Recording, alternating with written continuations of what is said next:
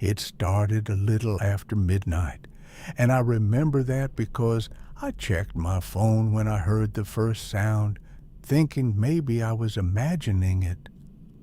I was sitting on the couch with the TV on low, lights off in the rest of the house, just letting the noise fill the room while I scrolled.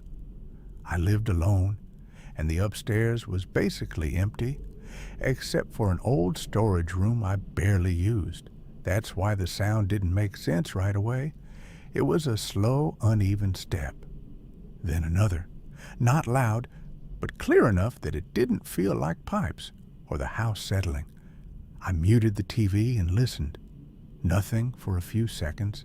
Then the same thing again. A step, pause, another step, directly above me. I didn't move at first. I just sat there, trying to come up with a normal explanation. Maybe something fell and shifted. Maybe an animal got in somehow. It didn't feel right, but it was enough to keep me from reacting immediately. After maybe 20 seconds, I stood up slowly and took a few steps toward the hallway, keeping my eyes on the ceiling like that would somehow help. The floor creaked under me, and the sound upstairs stopped instantly. That was the first moment it felt wrong in a different way. Not random, not background noise. It reacted. I stayed completely still, listening, waiting for it to start again. Nothing. I said quietly, "Hello?" My voice sounded smaller than I expected. The house stayed silent. No movement, no response. I told myself it was probably nothing, or at least that's what I wanted it to be. I took another step forward. The floor creaked again, and a second later, the steps upstairs came back. Same pattern. Slow, uneven, deliberate, like someone continuing exactly where they left off. I stopped walking. The steps didn't stop this time. They kept going, moving across the ceiling from one side of the room to the other. I could follow it by the sound alone, left to right. Then it paused again. I felt that tight, hollow feeling in my chest, like something was about to go wrong but hadn't yet. I didn't want to go upstairs, but I also didn't want to stay there, not knowing what it was.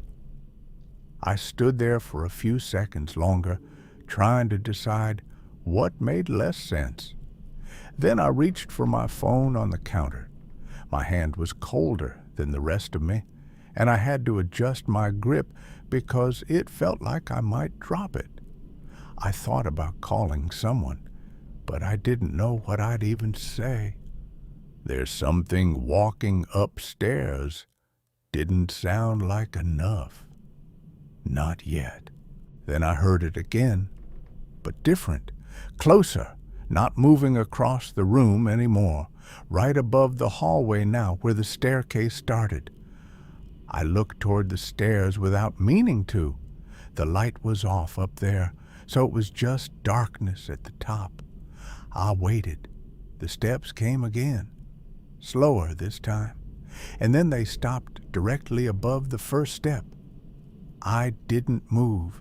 I didn't even breathe properly. I just stood there, staring at the top of the stairs, expecting something to happen. Nothing did. A few seconds passed. Then I heard a very slight shift, like someone adjusting their weight, right there, at the edge of the stairs. That was the moment I knew I wasn't going up there. Whatever it was already close enough.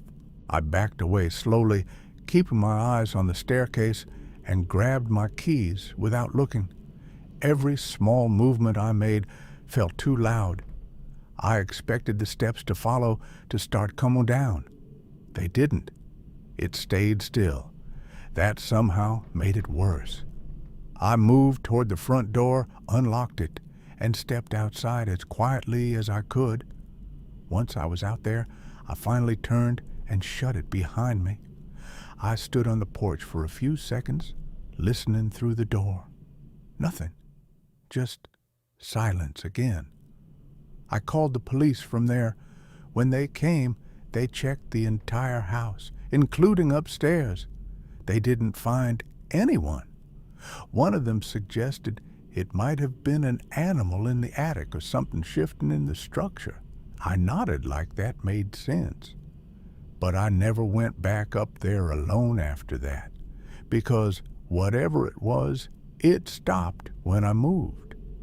And it moved when I stopped. It started in the morning, which is why I didn't take it seriously at first. I came downstairs around 8:30, still half asleep, and noticed the hallway light was on. I always turned it off before going to bed. I stood there for a second, trying to remember if I had left it on, then told myself I probably did. It didn't feel convincing, but it was enough to move on. I made coffee, sat at the table, and didn't think about it again until I walked past the stairs. The attic door was open, not wide, just a few inches. I always kept it closed. It had a stiff latch, so it didn't just drift open on its own. I went over and pushed it shut, felt it catch, and even pulled on it once to make sure. It held. That should have been the end of it. Around noon, I went upstairs to grab something from my room. As I reached the top of the stairs, I noticed my bedroom door was open. I was sure I had closed it when I came down. Inside, nothing obvious was missing, but small things were off. The chair by my desk wasn't tucked in the way I left it. A jacket I had folded was hanging over the backrest instead. I stood there trying to map it back to memory. It could have been me. It probably was me. I didn't have a clear moment of moving it, but I also didn't have proof that I didn't. That's what made it easy to ignore. I adjusted the chair, closed the door, and went back downstairs. The next thing I noticed was the smell. It was faint at first, like dust or old fabric, something you'd expect from the attic. If the door had been open for a while, it lingered near the stairs. I remember pausing there with my hand on the railing, just noticing it without really reacting. Then I saw it. On the third step from the top, there was a small mark, darker than the wood, like a smudge. Not there before. I crouched down and touched it. It wasn't wet, but it felt slightly rough, like dirt pressed into the surface.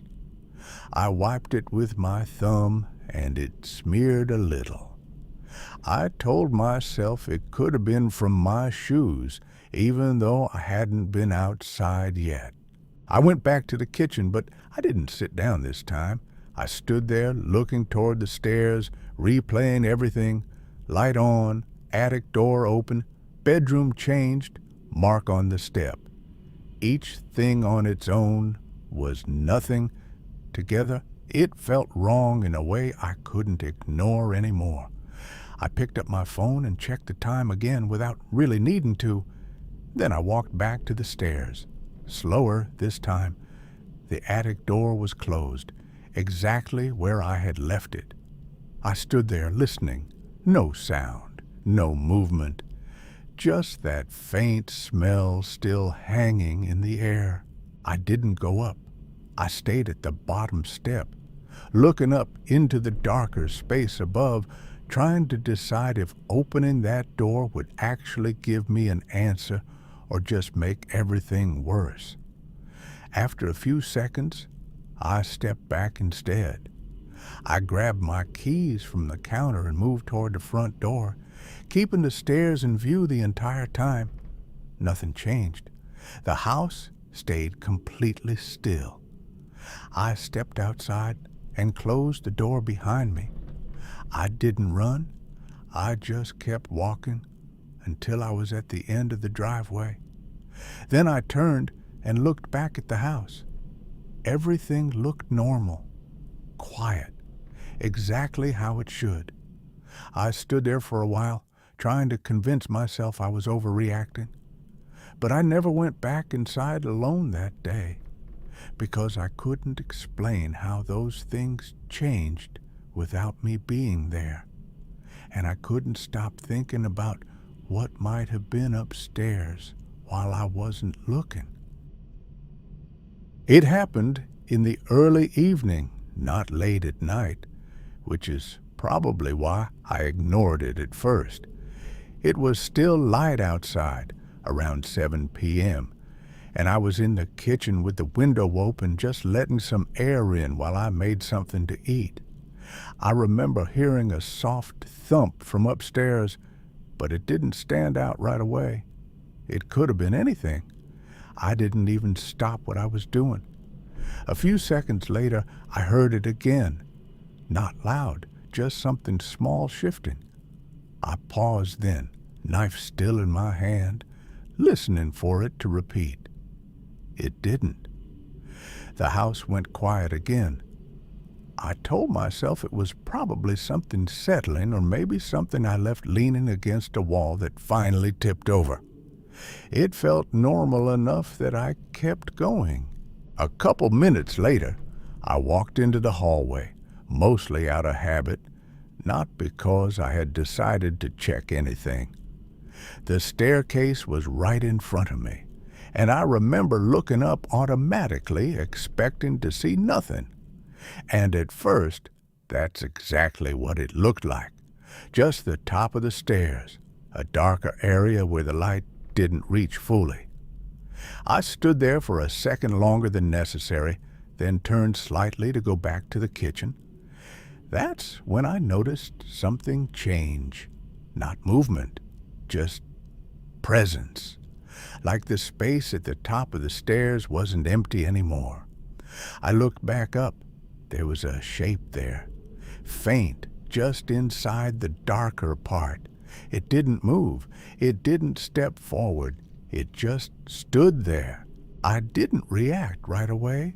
I think part of me was trying to convince myself it was something I had left up there, a coat, a box, anything that could make sense. But it didn't match anything I remembered. It was too upright, too centered. I took one step closer without really deciding to. The floor creaked under me. The shape didn't move. That should have made it easier to explain. It didn't. I stayed there, staring at it, trying to force it into something familiar. The longer I looked, the more certain I was that it wasn't an object. There was something about how it held the space, like it was occupying it, not just sitting there. I felt my chest tighten in a way that didn't match the situation. Nothing had actually happened yet, but it felt like it was about to. I thought about turning on the upstairs light. The switch was right at the bottom of the stairs. All I had to do was reach over, but something about that felt like a bad idea, like it would confirm what I was already starting to believe. I stayed still instead. The shape didn't move. It didn't shift or step or make a sound. It just stayed there, exactly where it was. After a few seconds, I took a small step back, then another. The floor creaked again. Still nothing. That was the part that made it worse. If it had moved, I could have reacted. But it didn't. It just stayed. I backed into the kitchen without taking my eyes off the stairs, then turned and grabbed my keys from the counter. My hands felt colder than they should have. I walked back into the hallway once more, just enough to see the top of the stairs again. The shape was still there, exactly the same. No change? That was when I stopped trying to explain it. I moved to the front door, unlocked it, and stepped outside without looking back again. I stood on the porch for a few seconds, then turned toward the house. From outside, everything looked normal. Lights on, nothing out of place.